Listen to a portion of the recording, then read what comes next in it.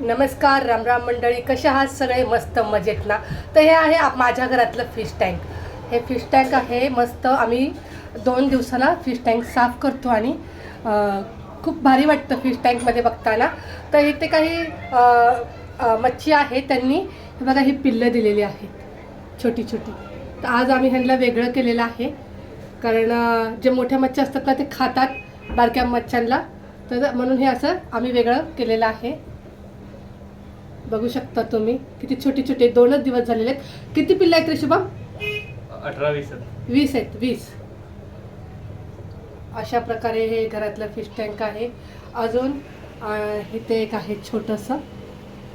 इथे अजून एक अजून थोड्या दिवसामध्ये बघा ही जी आहे मच्छी ती पण अंडे देणार आहे. हे बघा ही मच्छी जी आहे ही अंडे देणार आहे आता. हे पण 2-3 दिवसामध्ये देईल.